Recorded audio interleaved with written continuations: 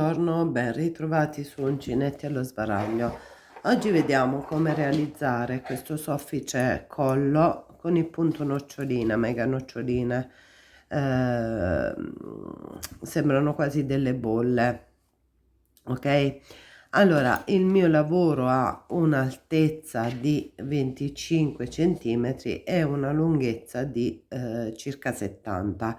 Cosa ho fatto? Sono andata a lavorarmi un rettangolo appunto largo 25 centimetri e lungo circa 70 centimetri e poi l'ho cucito e appunto gli ho dato la forma ad anello da poter indossare. È costituito appunto da alcune nocciole, punto nocciolina costituito da 8 maglie doppie alte, maglie altissime, quindi gli conferisce, questo permette di conferire questo effetto tridimensionale. Una nocciolina ehm, è separata dall'altra da 4 catenelle. La base di lavorazione è una catenella multipla di 5 o meglio 10 per avere un lavoro perfettamente simmetrico da un lato e dall'altro. Io quello l'ho lavorato con un filato in acrilico molto spesso, anche questo che sto iniziando per campionare lo lavorerò con un uncinetto ad esempio del 6 e anche questo è un filato bello spesso. Avvio una catenella di 20 maglie per il mio campione, quindi siamo a 2, 3, 4, 5, 6, 7, 8, 9, 10, 11, 12, 13, 14, 15, 16, 17, 18, 19 e 20. Ottenuta la mia base, come ho detto la mia è di 25 centimetri, cosa faccio? Metto il dito sull'ultima catenella perché mi serve da misura, cioè dal punto per stabilire il punto in cui devo rientrare. Solo all'inizio faccio 4 catenelle all'inizio dei giri i giri che iniziano con le noccioline, 4 catenelle, 2 volte il filo sull'uncinetto, rientro nel punto che mi ero segnalata, in realtà è la quinta dalla fine. Rientro qui e vado a formarmi una nocciolina composta da 7 maglie altissime, perché l'ottava è proprio rappresentata da queste catenelle. È una lavorazione che richiede una notevole quantità di filo, quindi fate attenzione, fate in modo che abbiate filato sufficiente per lavorarlo.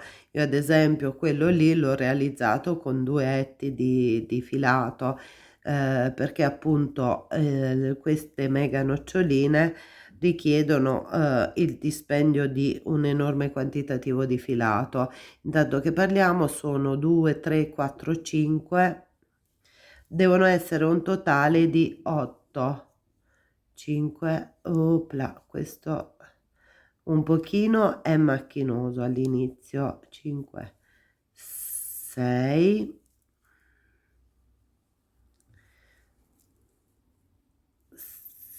7, contiamo un attimo perché mi sembra che ne devo fare ancora una, perché ok, allora 1, 2, 3, 4, 5, 6, 7 e infine l'ottava. Come ho detto, sicuramente va bene per un lavoro non troppo lungo, perché appunto la nocciolina richiede un po' di tempo per la lavorazione. Quando ho fatto le mie 8 le ho chiuse poi tutte insieme e chiudo con una catenella.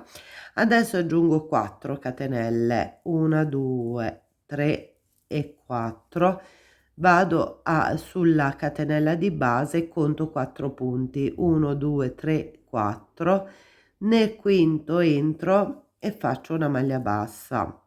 Nel giro successivo questo sarà il punto in cui andrò a lavorare le noccioline grosse. Di nuovo 4 catenelle, 2 3 e 4, doppio giro sull'uncinetto, metto sul dritto la catenella e conto 1 2 3 4.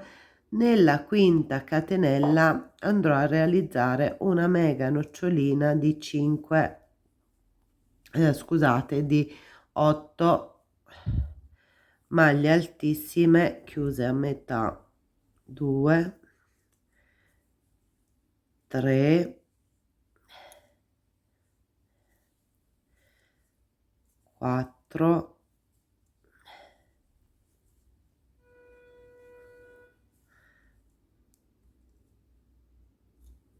5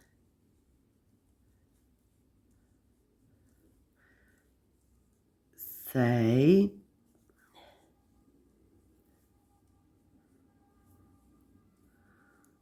7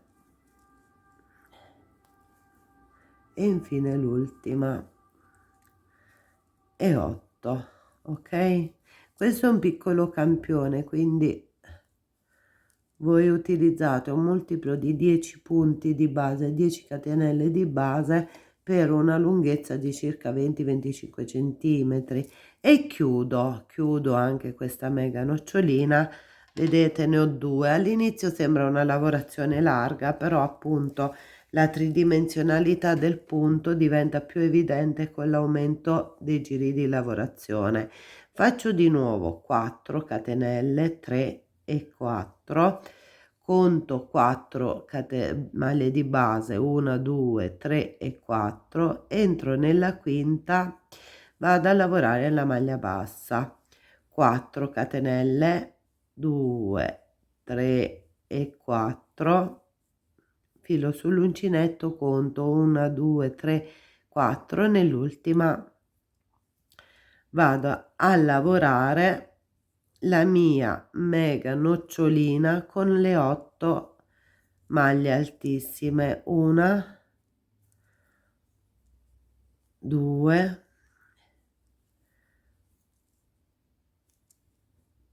3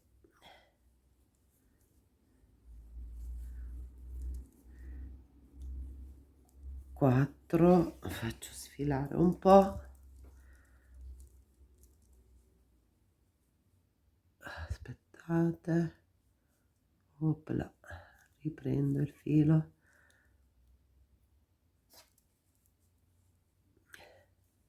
4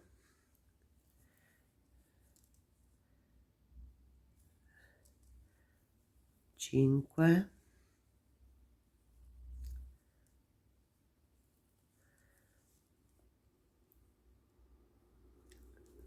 6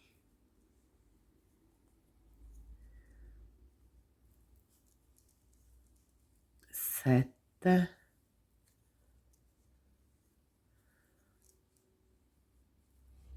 e 8.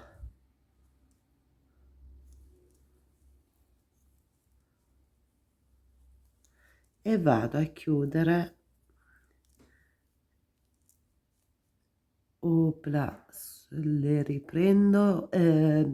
Diciamo questo è uno degli handicap di queste costruzioni molto grandi, bisogna fare attenzione a non perdere appunto il filo. E questo, il primo giro è fatto. Nella mia maxi sharp di maxi collo, in pratica le bolle 2 3 e 4 sono 4 per ogni filo di per ogni lavorazione, ok. 1 2 3 e 4. Qui ero partita con 4, qui abbiamo un campione con 3. Cosa faccio? Chiusa l'ultima nocciola, mi alzo con una catenella, entro nella maglia di chiusura della nocciolina sottostante e faccio una maglia bassa.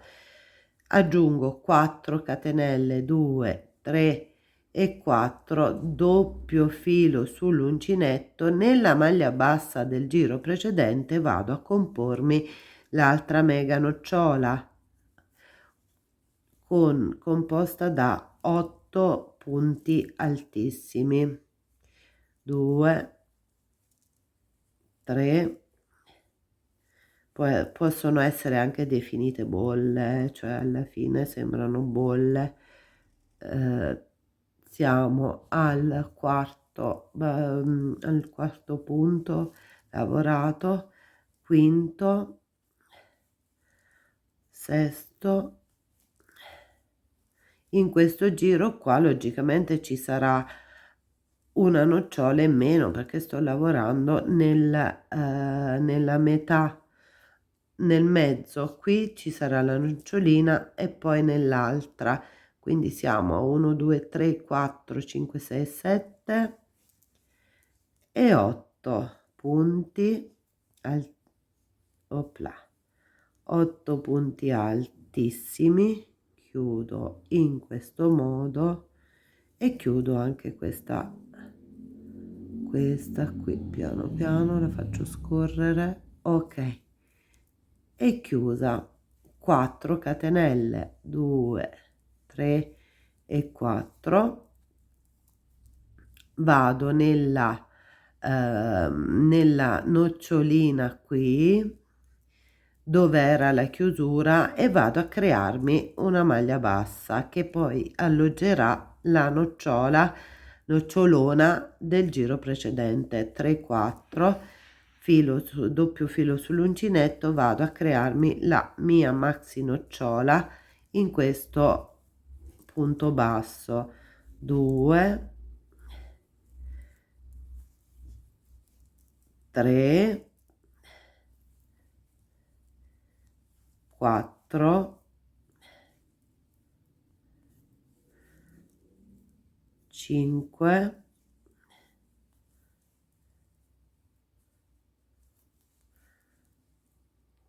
6,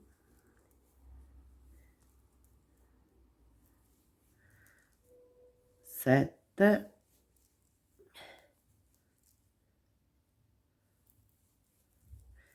e 8.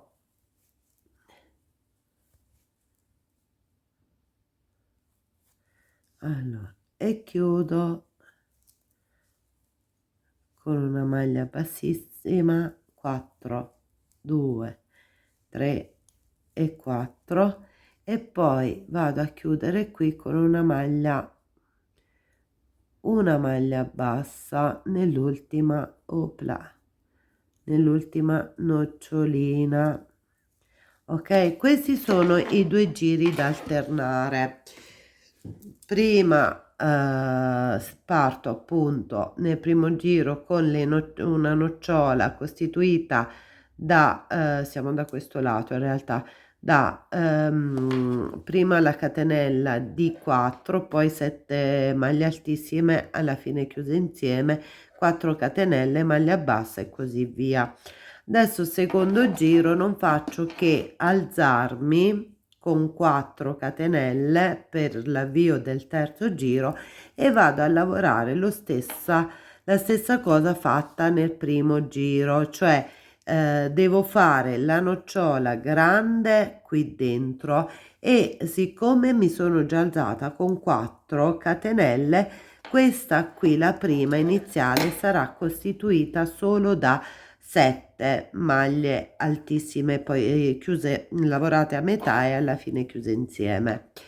4 catenelle, poi vado a chiudermi nella nocciola sottostante con una maglia bassa e si prosegue in questo modo. I giri di lavorazione quindi per questo progetto sono 2.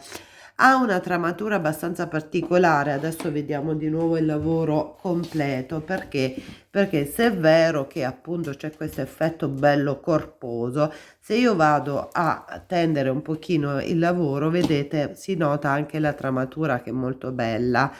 Diciamo che va bene negli ultimi periodi del freddo, anche su un cappotto per arricchire un cappotto più semplice, ad esempio adesso che arriva marzo. Poi nel momento in cui io sono andata a lavorarmi tutta la fascia, ve l'ho detto questa è circa 70 centimetri, perché comunque è voluminosa, non l'ho voluta proprio stretta al collo. Sono andata, individuando diciamo il rovescio del lavoro, sono andata a chiudere poi l'inizio e la fine della lavorazione con un giro di maglia bassissima, entrando in tutti i punti, sia di quello della catenella iniziale, sia del giro finale. La cucitura può essere fatta o appunto con l'uncinetto come ho fatto io, oppure con un ago e del filo. È un po', la scelta resta a voi. Spero che l'idea appunto vi sia piaciuta, che sia un collo morbido, bello da poter utilizzare appunto sotto un cappotto, per avere giusto quella copertura, che, può servire. È abbastanza ampia da fare anche da copricapo, cioè nel senso una parte resta sul collo e la parte dietro può essere comunque alzata per coprire appunto la testa. Mi auguro che l'idea vi sia piaciuta, se è così mi raccomando attivate la campanella, iscrivetevi al canale, commentate, mettete like e ci vediamo presto per un prossimo progetto. Buona giornata e buona creatività da Uncinetto allo sbaraglio.